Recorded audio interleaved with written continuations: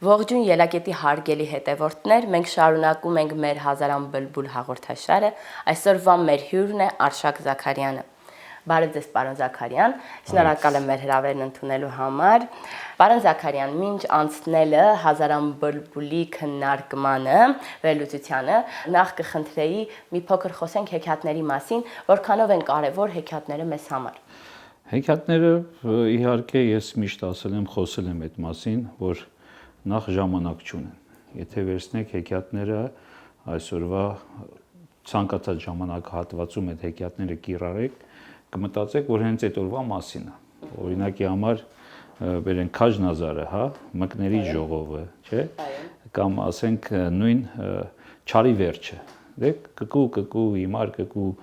որ աղվեսը գալիս է ձագերին տանում է։ Տեսեք, եթե այսօրվա իրողությունների հետ համատենք, մենք այդ կկվի օրինենք։ Սպասում ենք այն ագրավին, որ գասի հերիքա քո ձագերին 10 աղվեսը տանի, որտեվ աղվեսը այդ ուժը չունի, այդ կացինը չունի։ Նույնը Քաջնազարը,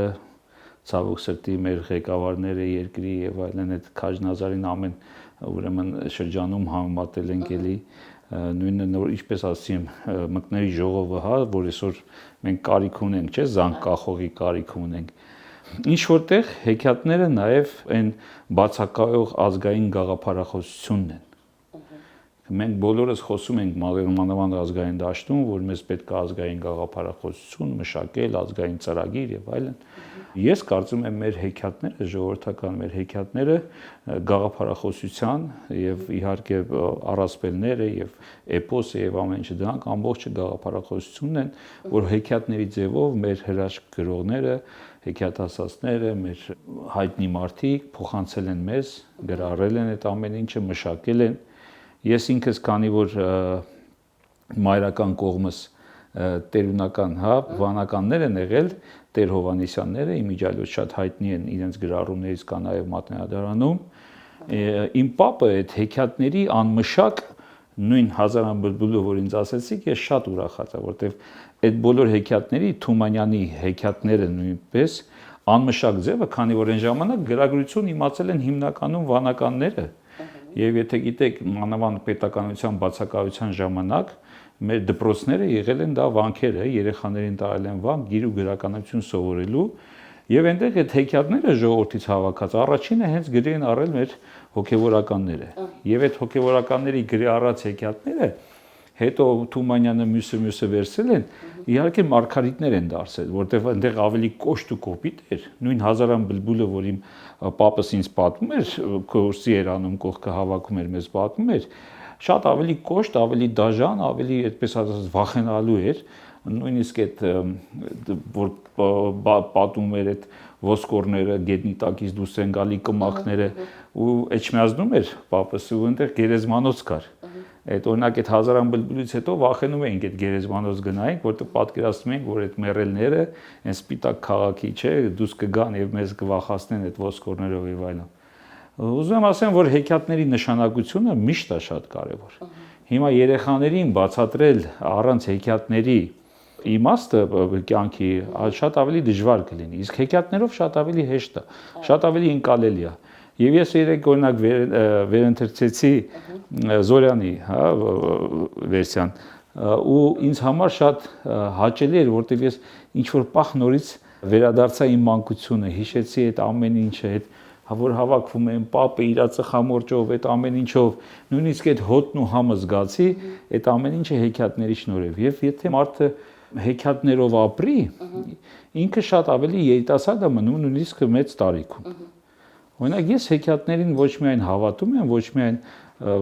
պատրաստ եմ ցանկացած ժամանակ վերընթերցելու, այլ նույն ձև հեքիաթներ եմ հորինում, պատմում եմ իմ թորնիկին, իմ տղային, մի ամբողջ սերիալ եմ հորինել իմ տղային մեծացնելուց, այդ ինքը մինչև հիմա այդ հեքիաթները հիշում է, որտեղ ես աշխատում եմ հեքիաթի միջոցով տղայիս դաստիարակել։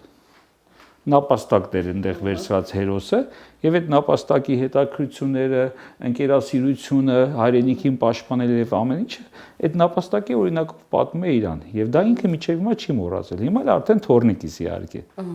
Պարոն Զաքարյան, մենք պետք է պատրաստենք արդյոք հերոսին, որը կբերի հազարան բլբուլը, թե ժամանակը ինքը կպատրաստի։ Տեսեք, ըստ հեքիաթի այնտեղ միշտ երրորդ որդու այդ հեքիաթը Հազարան բլբուլը մենակ հայկական ժողովրդական չի, գիտեք, արաբները ունեն, նույնիսկ կարծեմ գերմանացիները ունեն, ռուսները ունեն, ժարպտիսը, հա, ուրեմն դա տեսեք, դեղ կերպարների մեջ, օրինակ Զորյանի մեջ Արին է, չէ, փոքր տղան, որին չէին վստահում, որտեվ ինքը հասարակ ժողովրդի հետ է շղում, իրեն արքայազնի նման չէր պահում, չէ, ու իր վրա հույսերը ամենակիչն էր։ Այդպես կա նաև տարբեր ժողովուրդների մեջ, ռուսների մոտ Իվանուշկա Դուրաչոկն է, չէ։ Այսինքն, այդտեղ ինչ է ասում, այնտեղից որտեղից չէին սպասում, հենց այդտեղից եկավ փրկությունը։ Այն երկու տղաները չեն, թագավորի մեծ տղաները ավելի շատ արքունիքում իրենց պահում են արքայազնին վայել, հայրը հույսը դրել էր այդ տղաների վրա բան, բայց այն ում վրա որ հույսը չէին դրել, հենց նրանից եկավ այդ փրկությունը։ Ես կարծում եմ, որ այո, դա աստվածային գործ է եւ վաղ թե ուշ դա լինելու է։ Թե ինչի ենք մենք անցնում այս փորձությունների պատճառով, պարզ է մեր մեղքերի համար։ Ես այդպես եմ կարծում։ Այսինքն, եթե դուք նայում եք հասարակության այսօրվա վերաբերմունքը հայրենիքի նկատմամբ, իրենց իսկ երեխաների, իրենց իսկ ապագայի, իրենց իսկ ունեցվածքի, իրենց իսկ ամեն ինչի նկատմամբ, զգում եք, որ ինչ որ մեղք ունենք մենք, որի համար այս ամեն ինչը մեզ, այսպես ասած, տանջում է։ Եվ մինչև չձերբազատվենք այդ սխալներից, այդ փրկությունը չի գալու։ Այսինքն Արին հենց այնպես չի, Արի իր անունը, ինքը գալու է, ինքը Արի է նաև քաջ որպես եւ ինչ որտեղ էլ այդ ռեզորտը մեր Արի ռեզորտ է, չէ՞ կոչվում։ Դրա համար ինձ ավելի հոգեհարազատ էր այդ վերսիան։ Եվ Արին գալու է, մենք իրան կանչում ենք, մենք սպասում ենք, որ ինքը գա եւ դա լինելու է։ Բայց դա ոչ թե լինելու է անձ։ Տեսեք, կռապաշտությունը, անձապաշտությունը մեզ կործանում է։ Դա լինելու է այդ գաղափարը, որ գալու է եւ փրկելու է մեզ։ Դրա համար ես չեմ կարծում, որ մենք պետք է պատրաստ։ Այո, մենք պարտավոր ենք բոլոր երեխաներին, նույնիսկ այն չարաճճիներին։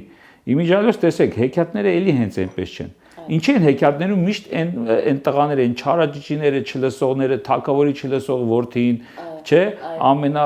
այսպես ասած, թեթև սոլիկը, նրանք վերջում հերոս են դառնում։ Եթե վերցնեք պատերազմական մեր գործողություններում համատեք, այդ չարաճճի տղաները, որ դպրոցում ուսուցիչների հետ խոսում ես, բա ճիշտ է, այն խելոքներն էլ,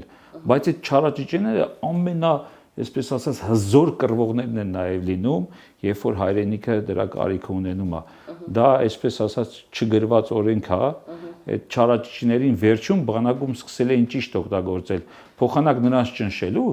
նրանց սերժանտ էին տալիս։ Եվ երբ որ իրան տալիս էին պարտավորություն, որ ինքը 8 հոգու պետք է կառավարի, հա,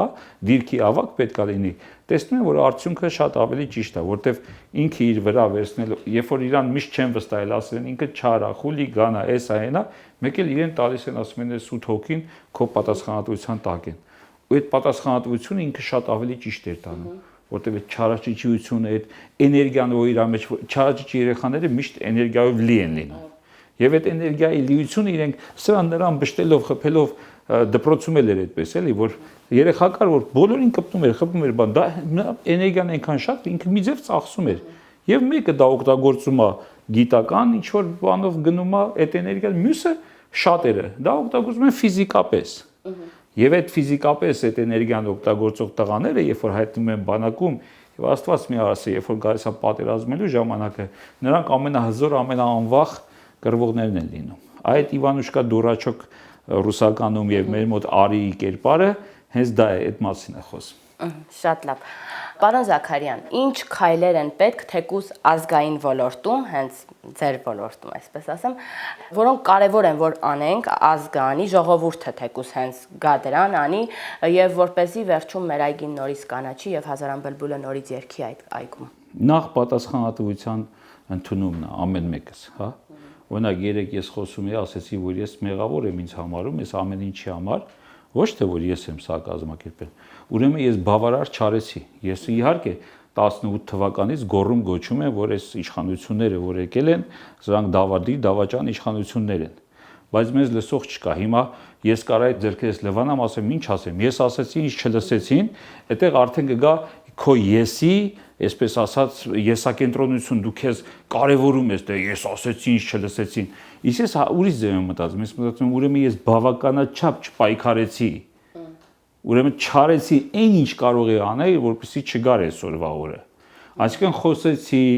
այս արեցի, ուրեմն պայքարի սխալ ճանապարհ ընտրեցի, որ թույլ տվեցի, որպեսզի թեկուզ դավաճանները, թեկուզ դավադիրները երկիրս հասցնեն այսօրի։ Այսինքն մեղքի զգացումը, տեսեք, իրենք այդ տեսակն են, որ ասում են պատասխանատու ենք, բայց մեղավոր չենք։ Դա հենց այդ տեսակն է փչացնում։ Այսինքն ես իմ մեղքի չափաբաժինը պետք է ընդունեմ։ Հիմա մարդիկ, ովքեր սխալվել են, ընտրել են այս իշխանություններին, նրանք ինչի են միջև այսօր պայքարում, որտեվ եթե իրենք համաձայնվեն, որ սխալվել են, իրենք իրենց մեղավոր են զգում։ Իսկ մեղավոր զգալը վատ բան չի։ Երբ որ դու քո մեղքի բաժինը հասկանում ես, դու ավելի ճիշտ քայլեր ես սկսում անել։ Հիմա ես իմ մեղքի բաժինը ընդունում եմ այնքանով, որ ես բավականաչափ պայքար չեմ տարել, որպեսզի թույլ չտամ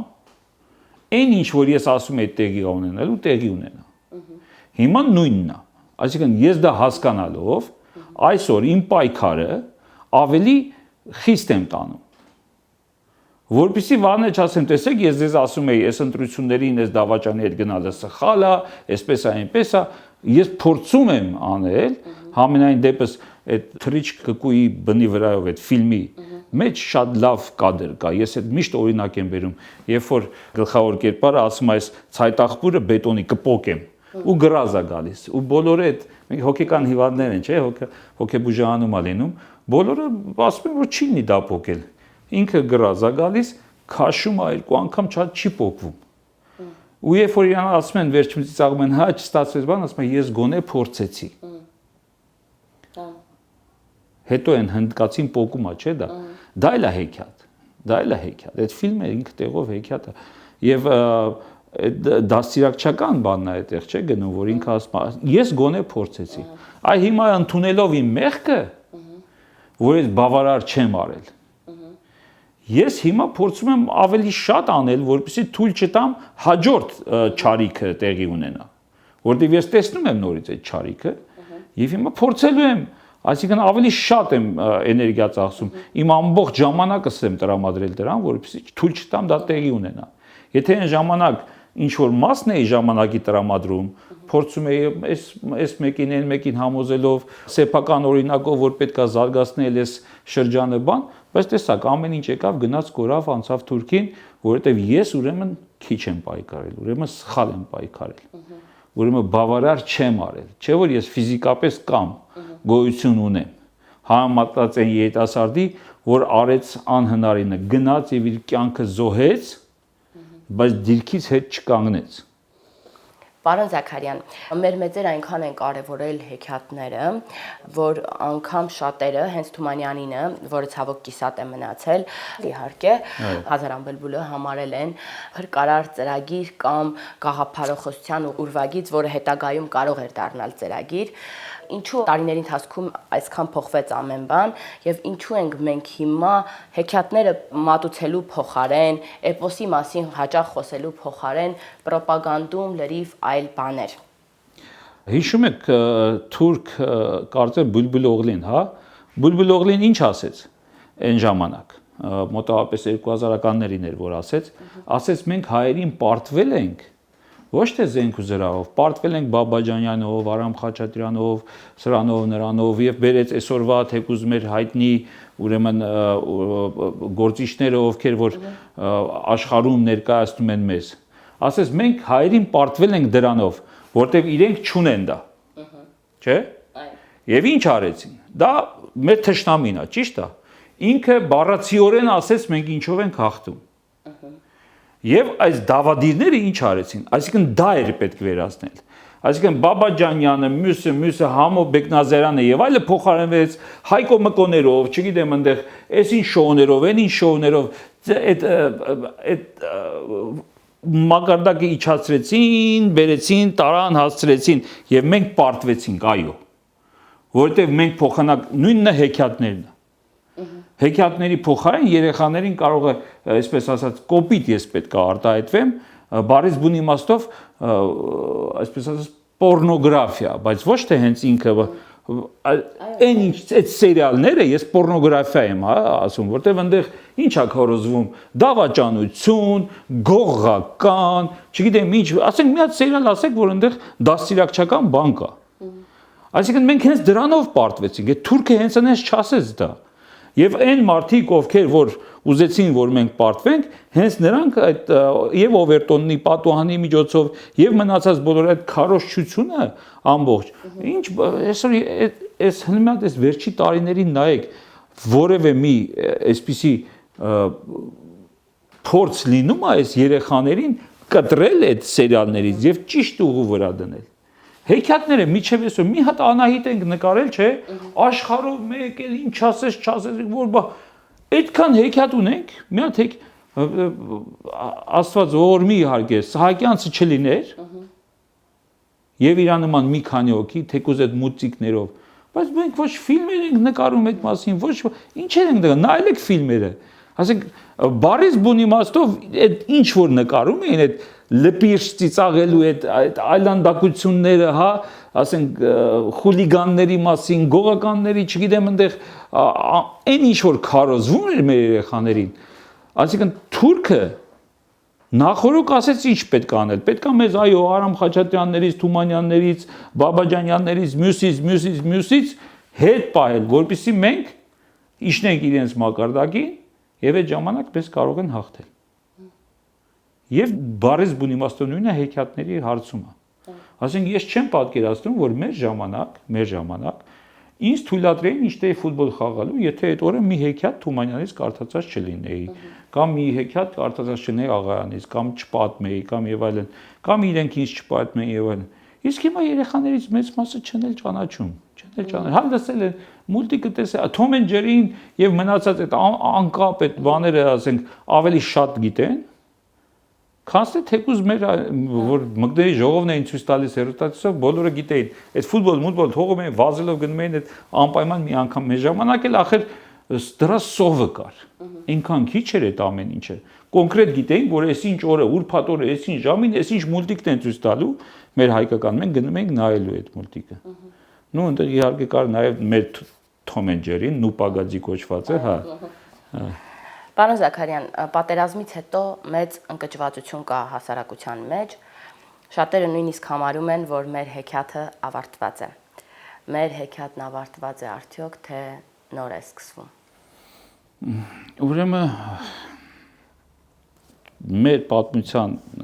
ընթացքում մենք գիտենք, որ սև օրեր շատ ենք ունեցել, ցավոք սրտի։ Եվ նորից եմ ասում, դրա մեղավորը մենք ենք։ Եվ այսօր իհարկե այն ինչ որ տեղի ունեցավ, դա սարսափելի, անլսելի, աննկարագրելի աղետ էր եւ այդ աղետը ցավը նրանում, որ դա շարունակական է, որ դա մենք հանդուրժում ենք, որ ժամանակը լվանում է այդ վերքերը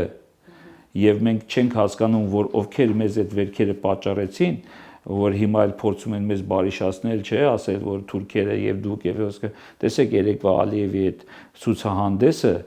եւ այստեղ ինչ որ մեկը դեռ հանդգնում է, առանց վախենալու, որ դրա համար կպատժեն ու իր գլուխը վրայից կթրցնեն,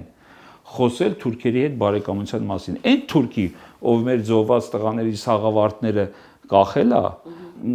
մենք հիշում եք, եթե գնում էինք Գանձասար, իրենց այդ մեքենաների համարներն էր կպցրած պատերին։ Հիմնականում այնտեղ էտի վերցված էր այդ ադրբեջանական գայից այդ ժամանակվա ու կպցրած էր։ Բայց տեսեք, իրանք ոչ միայն դրան գնացին, իրենց սաղավարտներն են կախել, մումիաներն են սարքել եւ դրել են, եւ սա համաշխարհային աղետ է, մենակ մերը չի, ասեմ ձեզ։ Ես այսօր մտածում եմ, ասում եմ, գիտեք ինչ կա, այդ Եվրոպային, Ռուսաստանին, մյուսին պատժելու բայց դա մեր համար էլ է կործանիչ, բայց պատկերացրեք, որ Հայաստանը մի րոպե այսպես վերցնեն հայերը ու գնան ասենք Ավստրալիա կամ չգիտեմ ուր, հա, ու ասեն դե կերեք ձեր թուրքերին։ Այդ ժամանակ հենց այս միակ խոչընդոտը, միակ դարպասը, որ պաշտպանում է եւ Եվրոպան, եւ Ռուսաստանը թուրքացումից, թուրքական այդ համաշխարհային պատերազմից եւ մնացած ամեն ինչից, դա մենք ենք։ Այսպես վերցնենք ու ասենք դե կերեք ձեր թուրքերը։ Տեսեք ինչ են անում թուրքերը եւ Եվրոպային, եւ Ռուսաստանի եւ մնացածին։ Հենց միացան այս միակ այս պատնեշը, որ հիմա բարակել է թղթի քարտեզի վրա չի երևում այնքան բարակ է այդ պատը դարձել, հա, այդ մեր Սյունիքի հատվածում։ Դա էլ որ հենց դա վերացավ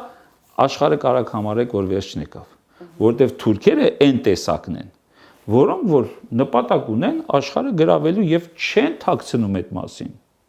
Չեն թաքցնում։ Հիտլերը, Նապոլեոնը, մյուսը նրանք խաղալիք են դառնալու այսօր։ Տեսեք, նրանք զինվում են, նրանք ուրեմն այսօր գնացել են արդեն Ուկրաինայով են ուզում ռուսների դեմ այդ նույն իրանց բայրակթարներով եւ այլով ստացվեց, այդտեղ փորձադաշտ արեցին, հիմա գնում են այնտեղ։ Եվրոպան կարծում է իրանց մոտ չեն գնա։ Իրանց մոտ արդեն ներսում նստած սպասում են հրամանին։ Հենց հրամանատրվեց Եվրոպայում այսօր ուրեմն ավելի շատ են այդ թուրքերը լծված եւ կրոնական այնտեղ խնդիրներ էլ առաջանալու վաղը չեմ հույսոր, իրանք դա չեն հասկանում։ Այս միակ պատնեշ է թղթի կտորը, որ մնացել է, որ պահում է, մենք ենք։ Բա որ մենք էլ որոշենք այդ թուղթը վերցնենք։ Ու ասենք դե կերեք ձեր թուրքերին, դուք էլ ձեր թուրքերն եք։ Դա կլինի իրանց համար պատիժ։ Բայց այսօր մենք հավարենք, որ մեր հեքիաթը ավարտված է, այդ գործողությունը, որ ես ասում եմ, դա կլինի մեր հեքիաթը ավարտված է, որտեղ հայրենիքը կմոռանանք։ Այսօր մենք կարող այո Ավստրալիայում մեզ Հայաստանի չափ մի հատ հողել տրամադրեն, որպես քրիստոնյա ազգ,